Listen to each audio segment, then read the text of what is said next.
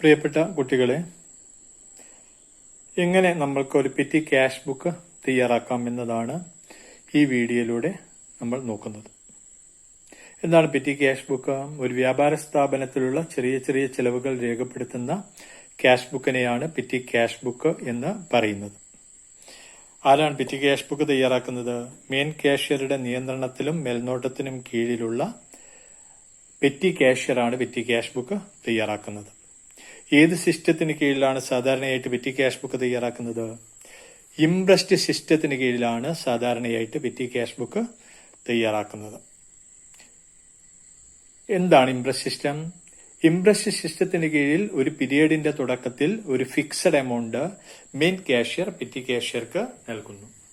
ഈ തുകയെ ഇംപ്രസ്ഡ് മണി അല്ലെങ്കിൽ impressed amount എന്നാണ് പറയുന്നത്.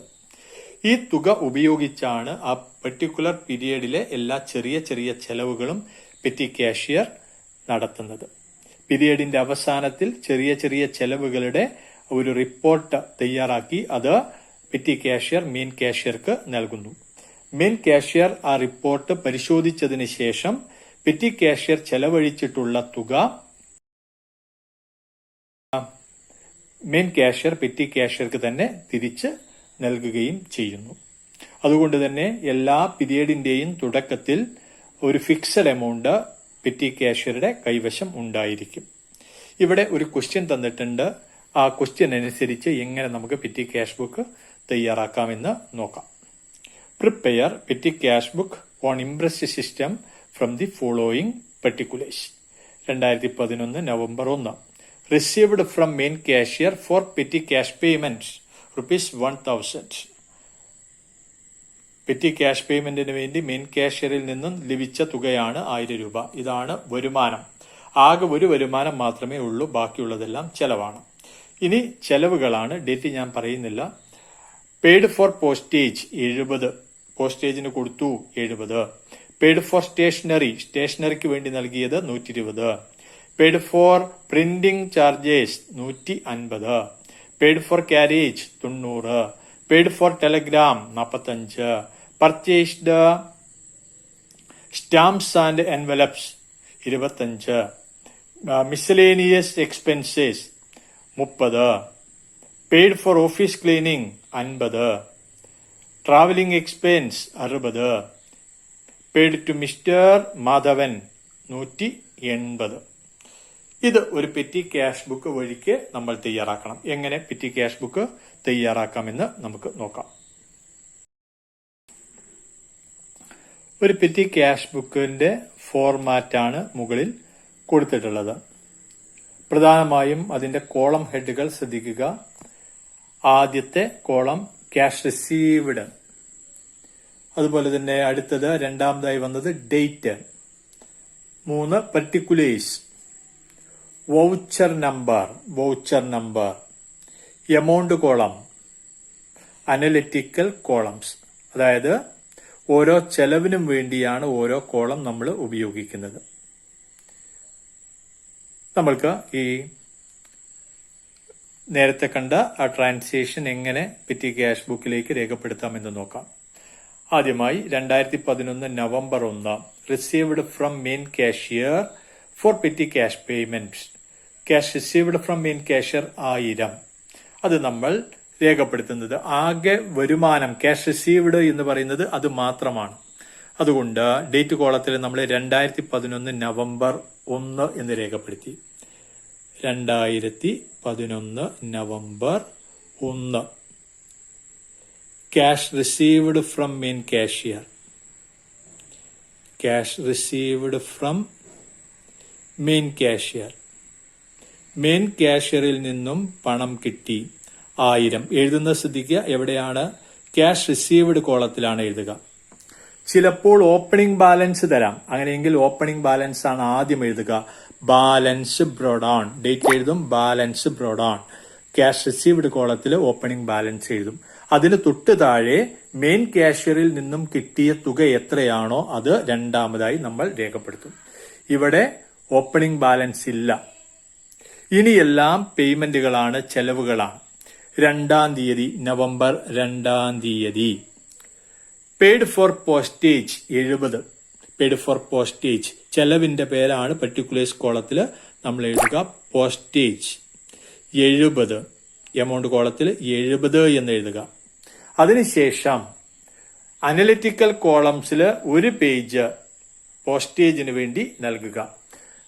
പിന്നെ ധാരാളം ഇനങ്ങൾ ഉണ്ടെങ്കിൽ 1-2 ഇനങ്ങൾ കൂട്ടി നമുക്ക് എഴുതാം. ഇവിടെ നമ്മൾ പോസ്റ്റേജ് എന്ന് കൊടുത്തു. പോസ്റ്റേജ് ആദ്യത്തെ കോളത്തില് പോസ്റ്റേജ് എന്ന് കൊടുത്തു. അതിന് നേർക്ക് ഈ പോസ്റ്റേജിന്റെ എമൗണ്ട് ഇവിടെ എഴുതുക. ഇതിൽ എന്ത് മാത്രമേ എഴുതാൻ പാടുള്ളൂ? എവിടെ പോസ്റ്റേജ് വന്നാലും അത് എമൗണ്ട് കോളത്തിലും എഴുതണം. അതുപോലെ തന്നെ പോസ്റ്റേജിന് വേണ്ടി നൽകിയ ഈ കോളത്തിലും എഴുതണം. അടുത്തത് paid for stationery. Paid for stationery തീയതി 5-ാം തീയതി. ഇവിടെ 5. Stationery stationery amount 120. Total amount കോളത്തിൽ 120. ഇനി അനലിറ്റിക്കൽ കോളംസിൽ സ്റ്റേഷനറിക്ക് വേണ്ടി ഒരു കോളം നമ്മൾ കൊടുക്കുക. സ്റ്റേഷനറി 120 എഴുതുക. 120 എഴുതുന്നത് ശ്രദ്ധിക്കുക.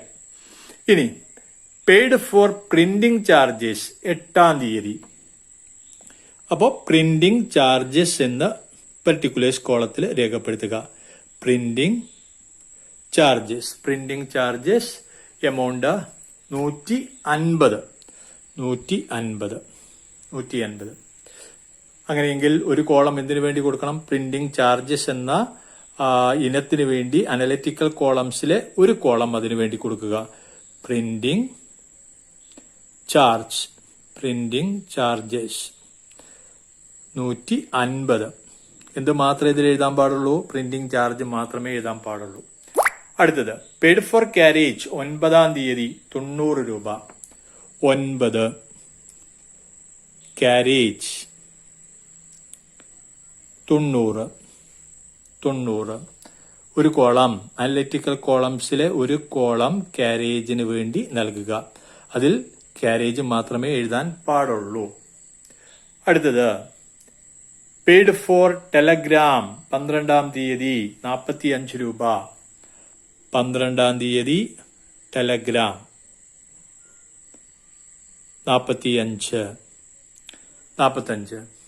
വേണമെങ്കിൽ ഈ അനലിറ്റിക്കൽ കോളംസിൽ ഒരു ഇനത്തിന്റെ കൂടെ ഈ ടെലഗ്രാം കൂടി കൂട്ടിച്ചേർക്കാം. ഇപ്പൊ ഞാനിവിടെ ചെയ്യുന്നത് പോസ്റ്റേജ് ആൻഡ് ടെലഗ്രാം എന്ന് ഇവിടെ രേഖപ്പെടുത്താണ്. Postage and Telegram. അപ്പൊ ഈ 2 ഇനങ്ങളായിരിക്കും ഇതിൽ വരിക. ഇവിടെ 45 എന്ന് നമ്മൾ രേഖപ്പെടുത്തി. അല്ലെങ്കിൽ പിന്നെ എന്ത് ചെയ്യാം? ബാക്കി വരുന്ന ഇനങ്ങളൊക്കെ അതേഴ്സ് എന്ന് എഴുതിയിട്ട് ഇവിടെ എഴുതാം.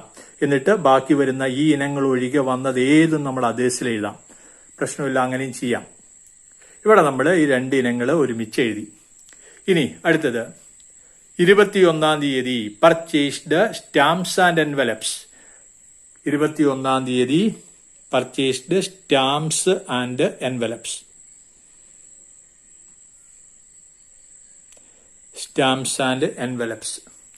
സ്റ്റാമ്പ്സ് എൻവലപ്സ് മുതലായവ നമ്മൾ വാങ്ങി. എമൗണ്ട് 25. എമൗണ്ട് കോളത്തിൽ 25 എന്ന് രേഖപ്പെടുത്തുക. 25. അത് പോസ്റ്റേജിന്റെ ഭാഗമാണ്. അതുകൊണ്ട് പോസ്റ്റേജിന്റെ ഭാഗമാണ് സ്റ്റാമ്പ് എൻവലപ്സ്. സ്റ്റാമ്പ് എൻവലപ്സ് മുതലായവ എന്നുള്ളത് നമ്മളെ സംബന്ധിച്ച് പിന്നെ പോസ്റ്റേജിന്റെ ഭാഗമാണ്. അതുകൊണ്ട് പോസ്റ്റേജിൽ തന്നെ അത് നൽകുക. അടുത്തത് മിസലേനിയസ് എക്സ്പെൻസസ് 22-ാം തീയതി. Miscellaneous expenses 30. 22-ാം തീയതി മിസലേനിയസ് എക്സ്പെൻസസ് 30. ടോട്ടൽ കോളത്തിൽ 30. ഇനി അവിടെ നമ്മൾ അവസാന കോളത്തിൽ അതേഴ്സ് എന്ന് എഴുതുക. മറ്റുള്ളവ. അപ്പൊ ഇവിടെ 30 എന്ന് എഴുതി. ഈ ഇനങ്ങൾ ഒഴികെ ഏത് വന്നാലും നമ്മൾ ഈ അതേഴ്സിൽ എഴുതിയാൽ മതി. ഇനി അടുത്തത് 24-ാം തീയതി പെയ്ഡ് ഫോർ ഓഫീസ് ക്ലീനിങ്. അപ്പൊ ഓഫീസ് ക്ലീനിങ് എമൗണ്ട് 50 രൂപ. 50. അതേഴ്സിൽ അത് വേറെ ഒരു സ്ഥലത്തും നമുക്ക് രേഖപ്പെടുത്താൻ കഴിയില്ല. അടുത്തത് 27-ാം തീയതി. 27-ാം തീയതി travelling expense 60. Travelling expense amount 60. Total amount കോളത്തിൽ 60 എഴുതി. അതുപോലെ തന്നെ അതേഴ്സിൽ 60 എഴുതി. വേണമെങ്കിൽ എന്ത് ചെയ്യാം, പിന്നെ ഇതിലേതെങ്കിലും കാരേജ് ആൻഡ് ട്രാവലിംഗ് എക്സ്പെൻസ് എന്ന് എഴുതാം. ട്രാവലിംഗ് എക്സ്പെൻസ് അങ്ങനെയെങ്കിൽ ട്രാവലിംഗ് എക്സ്പെൻസിന്റെ കോളത്തിൽ കാരേജും ട്രാവലിംഗ് എക്സ്പെൻസും ഒരു കോളത്തിൽ നമുക്ക് എഴുതാം. അല്ല എങ്കിൽ എന്ത് ചെയ്യാം, നേരിട്ട് അതേഴ്സിൽ എഴുതാം. ഇവിടെ ഈ അനലിറ്റിക്കൽ കോളംസിൽ എഴുതുന്നത് എന്തോ എന്ന് നമ്മൾ പരിഗണിക്കുകയില്ല. അത് നിങ്ങളുടെ ഇഷ്ടമനുസരിച്ച് 2 ഇനങ്ങൾ കൂട്ടാം, അല്ലെങ്കിൽ 1 ഇനം മാത്രം എഴുതാം, അല്ലെങ്കിൽ അതേഴ്സിൽ ധാരാളം ഇനങ്ങൾ എഴുതാം. എന്ത് വേണമെങ്കിലും അത് നിങ്ങളുടെ ഇഷ്ടമനുസരിച്ച് ചെയ്യാവുന്നതാണ്. അതുപോലെ അവസാനത്തത് 30-ാം തീയതി പെയ്ഡ് ടു മാധവൻ ₹180. 30-ാം തീയതി മാധവൻ എന്ന് എഴുതാം. മാധവൻ 180 എവിടെ വരിക, അതേഴ്സിലാ വരിക. 180. ഇനി നമ്മൾ ചെയ്യുന്നത് ശ്രദ്ധിക്കുക. ഇനി നമ്മൾ അനലിറ്റിക്കൽ കോളംസ് കൂട്ടിയിടുക. അടുത്ത് ചെയ്യേണ്ടതാണ് അനലിറ്റിക്കൽ കോളംസ് കൂട്ടിയിടുക. വേണമെങ്കിൽ നമുക്ക് എന്ത് ചെയ്യാം, ടോട്ടൽ എമൗണ്ട് കോളം മുതൽ അങ്ങോട്ട് നേരിട്ട് വരയ്ക്കാം. എല്ലാം നമ്മൾ കൂട്ടിയിടാം. 70, 5, 10, 1, 140, 120, 150, 150, 260 അല്ലേ?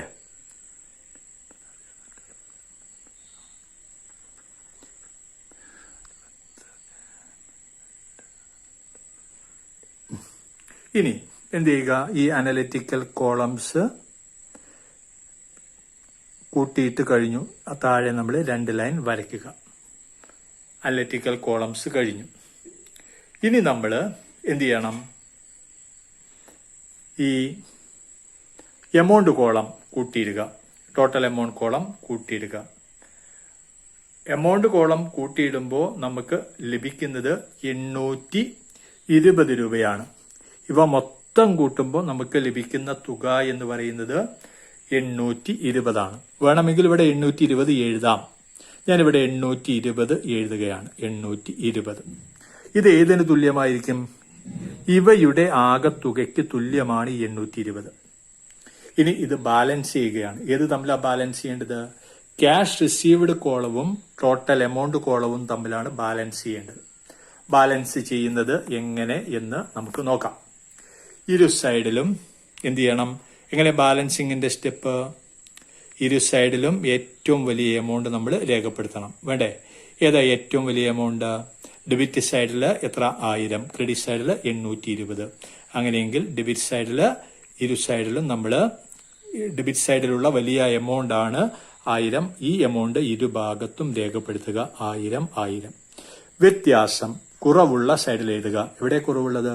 കുറവുള്ളത് ക്രെഡിറ്റ് സൈഡിലാണ് അല്ലെ? ഇതാണ് ക്രെഡിറ്റ് സൈഡ്. അങ്ങനെയെങ്കിൽ ഈ ഭാഗത്ത് നമ്മൾ 180 എന്ന് രേഖപ്പെടുത്തും. അതിന് നേർക്ക് പെർട്ടിക്കുലേഴ്സ് കോളത്തിൽ ബാലൻസ് ക്യാരിഡ് ഓൺ എന്ന് രേഖപ്പെടുത്തും. ഡേറ്റ് നവംബർ 30 അല്ലെ? നവംബർ 30. ഇനി ഇതെന്ത് ചെയ്യണം? ബ്രോഡ് ഓൺ ചെയ്യണം. എങ്ങനെ ബ്രോഡ് ഓൺ ചെയ്യുക? ഇത് ഉയർന്ന സൈഡിലേക്ക് എഴുതണം. ഏതാ ഉയർന്ന സൈഡ്? ഡെബിറ്റ് സൈഡ് ഇവിടെയാണ്. ഇവിടത്തേക്ക് എഴുതണം. അങ്ങനെയെങ്കിൽ നവംബർ കഴിഞ്ഞാൽ പിന്നെ ഡിസംബർ 1. Balance broad on.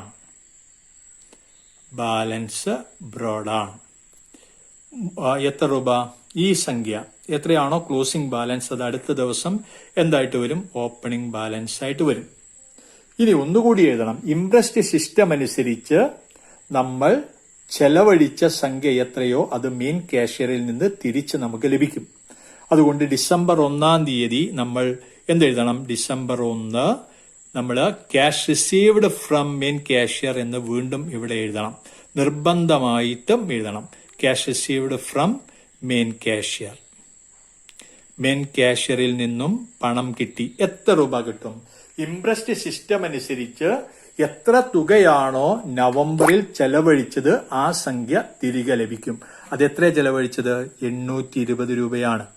820 രൂപയാണ്. ഈ 820 രൂപ ഇവിടെ എഴുതുക. എവിടെ?